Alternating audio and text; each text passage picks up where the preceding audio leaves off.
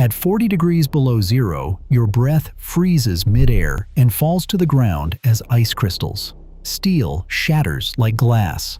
And yet, in the coldest inhabited place on Earth, Soviet farmers were harvesting fresh lemons from holes in the ground, using nothing but wooden boards, straw, and a secret that the modern world has almost completely forgotten. In the next 15 minutes, you are going to learn exactly how they did it, why the technique was abandoned, and how two people with shovels can rebuild this system in a single weekend. To understand why this matters, you have to understand Yakutsk. It is the coldest city on Earth, sitting deep in the Siberian interior, where winter lows regularly hit -76 degrees Fahrenheit. The ground is frozen solid to a depth of 2.5 meters, and below that, the permafrost continues downward for 1,500 meters in some places. Houses don't sit on foundations, they sit on stilts because the ground itself shifts and heaves with each freeze-thaw cycle. For centuries, the people of this region survived winter on produce shipped in from China, a journey that took a week or more. Vitamin deficiencies bordering on scurvy were common in the remote settlements. Fresh greens in January were not a luxury, they were essentially a fantasy. So when Soviet citrologists announced in the mid-20th century that they were growing lemons, oranges, and figs outdoors at -30 degrees Celsius, the world should have paid attention. But here's the thing that makes the story remarkable. These weren't heated greenhouses. There was no glass. There was no fossil fuel. There were no electric lights. The entire system was a trench in the ground, covered with 2-centimeter wooden boards and straw mats, angled at 30 to 35 degrees, and then buried under snow. That's it. That's the whole technology.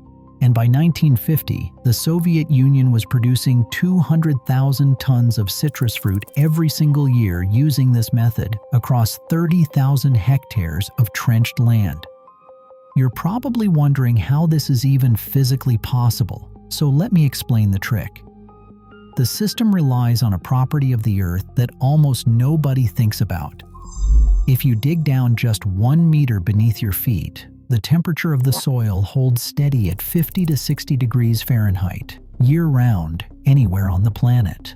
It doesn't matter if it's August or January. The deep Earth doesn't care about the weather. It is, in effect, a massive thermal battery, soaking up summer heat and slowly releasing it through the cold months. The Soviet trenches simply got out of the way of the air and let the ground do the work. The trenches themselves were trapezoidal, 0.8 to 2 meters deep and 2.5 to 4 meters wide.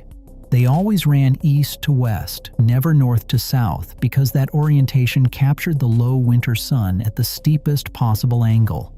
The sloped covers acted as both insulation and as a solar collector, with sunlight passing through the gaps in the boards and warming the air inside.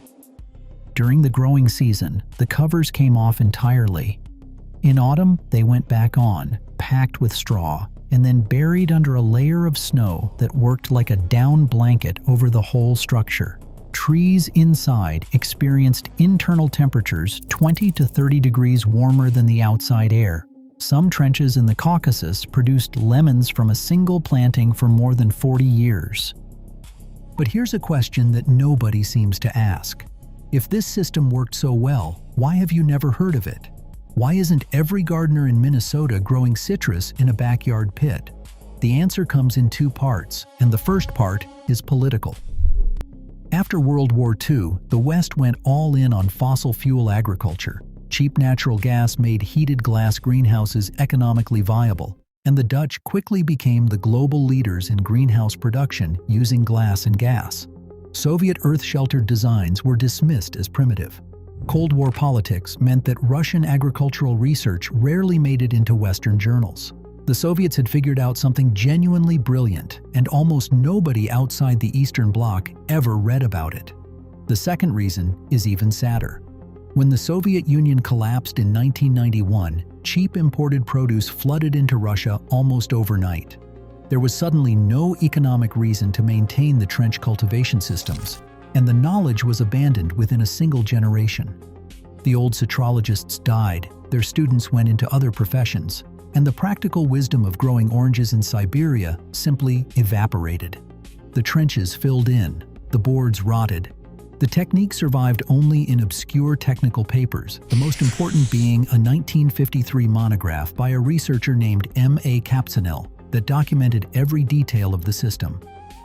Now, before all this began, there was a man named Ivan Michurin, and you should know his name. Michurin was a Russian botanist who spent more than 60 years breeding cold-hardy fruit varieties. He developed apples, pears, cherries, and grapes that could survive sub-zero Russian winters.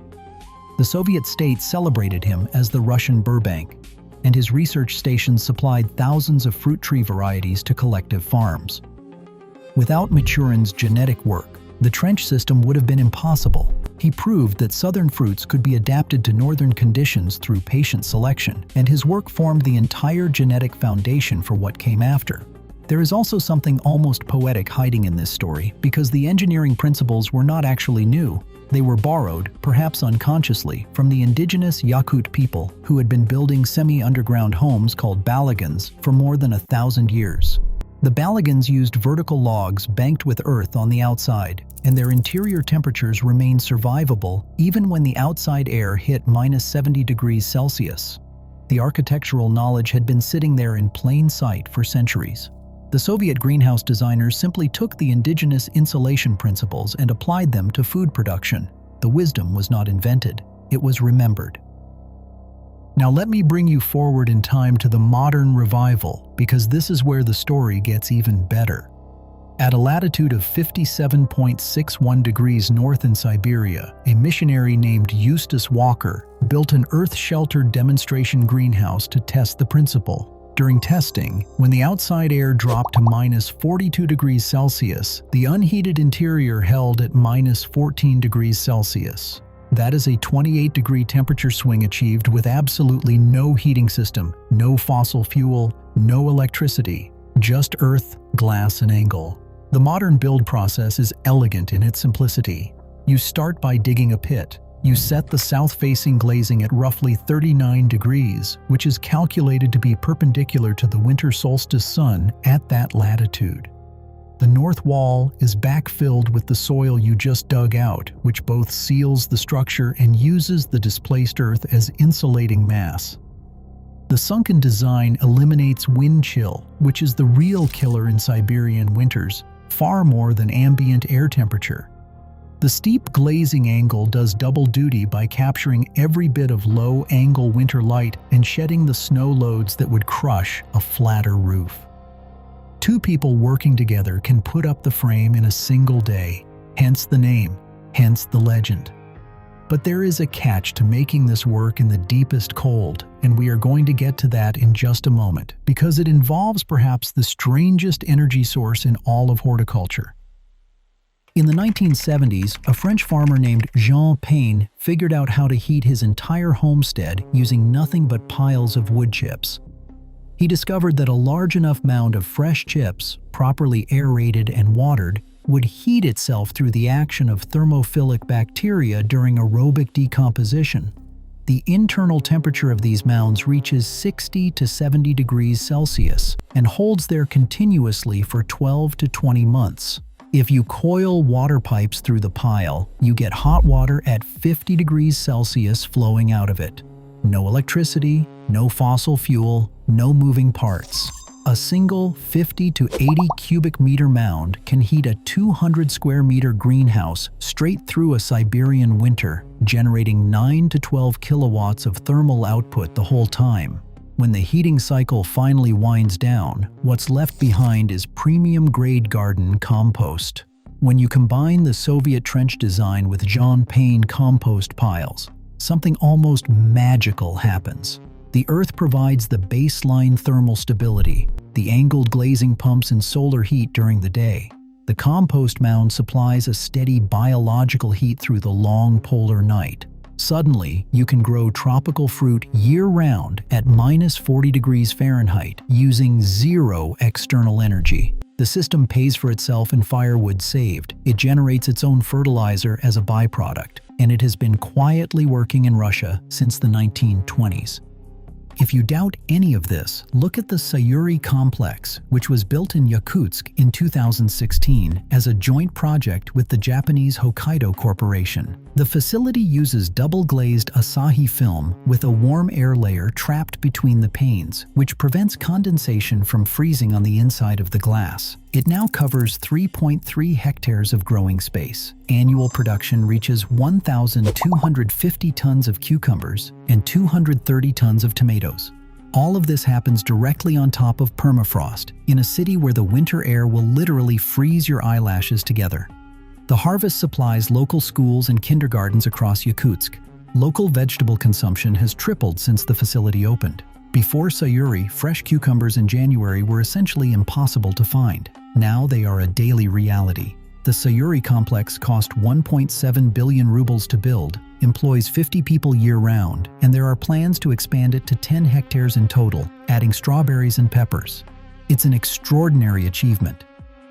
But here is the thing that I want you to sit with for a moment.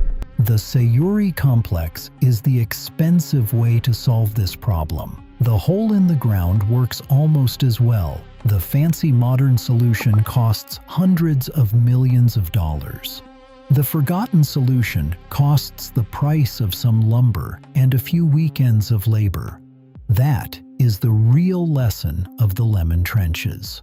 We have been taught to believe that solving hard problems requires expensive technology, massive infrastructure, and complex engineering.